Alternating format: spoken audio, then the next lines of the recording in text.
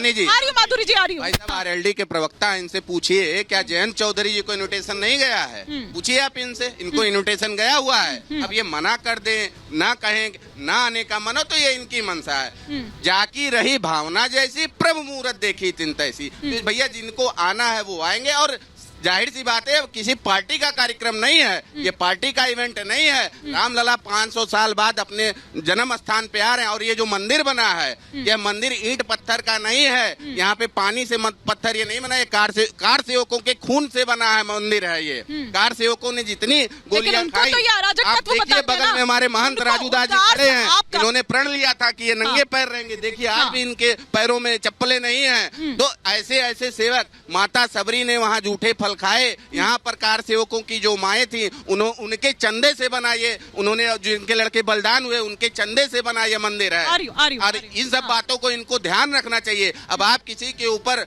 और सबसे बड़ी बात बताऊं, मैं सुहेल देव भारतीय समाज पार्टी का प्रवक्ता हूं। सबसे बड़ी अगर राम भक्त की ही बात करें, हमारे पार्टी के राष्ट्रीय अध्यक्ष का नाम ओम प्रकाश राजभर, नाम में आया ओम। महादेवा से विधायक दूधराम, हंसूराम विधायक, जो तो उनका भी जो पत्र जारी किया गया है, जखनिया से, सुनिए ना, जो पत्र जारी किया है, जो अस्वीकार किया गया है, जिसको सहर्ष शायद वो आभार जता सकते थे, बता सकते थे, तो वो भी जिसने जारी किया उनके नाम में भी राम है।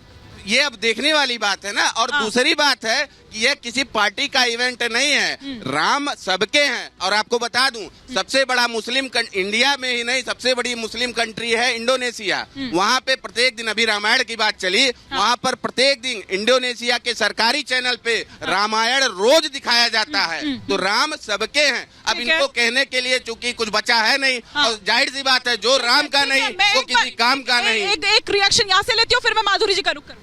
नहीं, बिल्कुल इंडोनेशिया के अंदर रामायण दिखाई जाती है, पर 10 साल से भारतीय जनता पार्टी है, तो भैया यहाँ पे कब दिखाओगे रामायण? ये भी तो बताओ ना भाई, यहाँ पे रामायण दिखाओगे नहीं, इंडोनेशिया के रामायण आपको है, यही तो समस्या है। इंडिया के है, इंडोनेशिया के नहीं है, यहीं से सबरी माओ ने यहाँ पे चंदा दिया, मैं भी एक्सेप्ट करता हूँ, सबरी माओ ने चंदा दिया और उनके लिए कह दिया गया 20, 21, 22 ये सबरी माँ आएंगी नहीं अयोध्या, क्योंकि यहाँ पे लॉकडाउन है। और सिर्फ कौन आएगा? वीआईपी आएंगे, वो वीआईपी को भी काट गया है। अब आना उनके ऊपर है, आए पे और जाहिर की बात है, यहाँ मंदिर के नाम पे किया उन्होंने, वो यहाँ पे आएंगे। अब ये बताएंगे कि भगवान राम के ठेकेदार बन रहे हैं, और इनको ये बताना चाहिए कि भगवान राम की सेवा के लिए आपने किया क्या है। ये तो सुप्रीम कोर्ट के आदेश पे मंदिर बना है, आपने क्या किया? आपने क्या किया? माधुरी जी वो कह रहे हैं कि सुप्रीम कोर्ट पर, हालांकि पहले वो कांग्रेस के जो नेता साहब हैं, इनकी बात का जवाब देना चाहूंगी। हाँ, श्रवण जी, राम नाम में राम बल,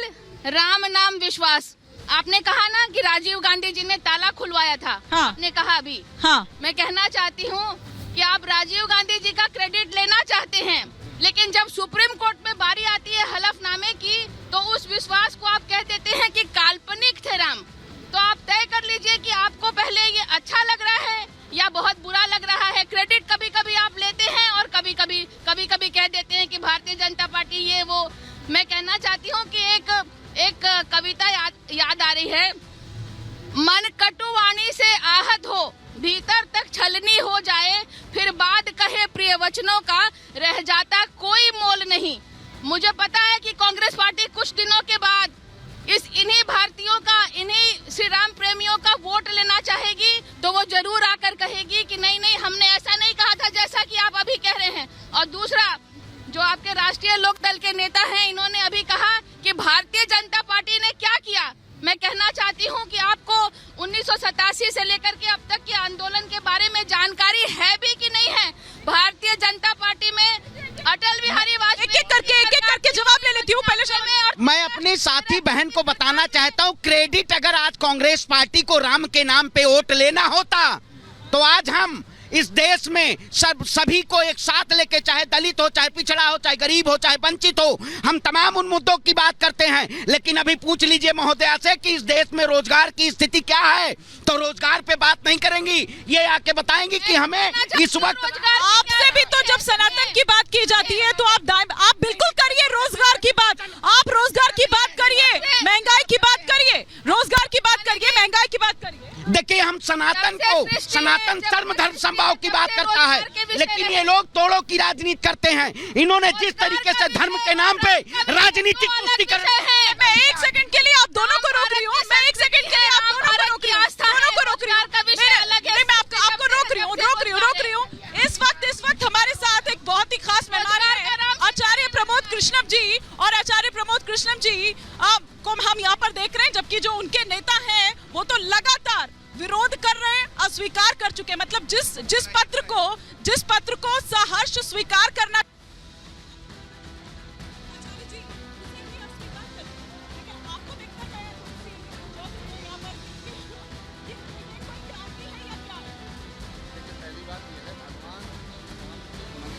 प्रतिष्ठा का जो समारोह है, भगवान राम के मंदिर की, जन्मभूमि के मंदिर की प्राण प्रतिष्ठा का समारोह, ये हमारे लिए सौभाग्य का विषय है।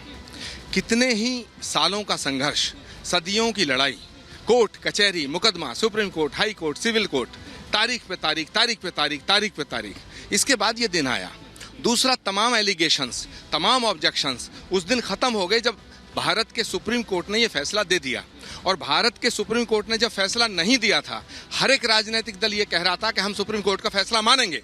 तो जब सुप्रीम कोर्ट ने फैसला दे दिया तो उसको एक्सेप्ट करना चाहिए, उसका स्वागत करना चाहिए। और जहां तक भगवान राम का सवाल है, राम के बिना भारत की कल्पना नहीं की जा सकती है। राम किसी एक पार्टी के नहीं हो सकते हैं, राम किसी एक दल के नहीं हो सकते हैं, राम किसी एक राज्य के नहीं हो सकते हैं। अखिल कोट ब्रह्मांड नायक राम, मर्यादा पुरुषोत्तम भगवान श्री राम, राम के बिना सनातन की कल्पना नहीं हो सकती है, तो राम के बिना जीवन की कल्पना नहीं हो सकती है, तो राम के बिना भारत की राजनीति की कल्पना भी नहीं की जा सकती। ये बात आपकी पार्टी क्यों नहीं समझ पा रही है? क्योंकि आप उन्हें लगातार चेता रहे हैं।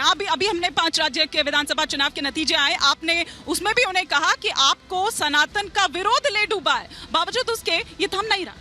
देखिए, राजनीति में हर दल में कुछ बेताल होते हैं। एक कहानी सुनिए, विक्रम बेताल। तो जो बेताल बैठ जाता है तो बुद्धि भ्रष्ट हो जाती है। इन बेतालों से लड़ना है।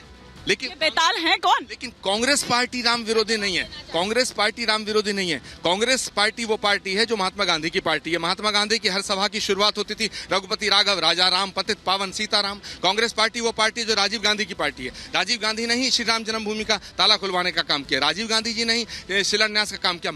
मगर आज का जो दिन है ये शुभ दिन है, ये उत्सव का दिन है। और हमारे यहाँ परंपरा है, हमारे यहाँ रिवायत है, ट्रेडिशन है कि अगर दुश्मन के घर भी अच्छा काम हो रहा तो उसमें रोड़े नहीं अटकाते, उसमें खुशी मनाते हैं। ये जो 22 जनवरी है, 22 जनवरी मेरे दृष्टि से ये भारत में राम राज्य की पुनर्स्थापना का दिन है। हम लड़ते रहेंगे, हम भाजपा से लड़ना हम लड़ सकते हैं, भाजपा को हराया जा सकता है, लेकिन राम को नहीं हराया जा सकता।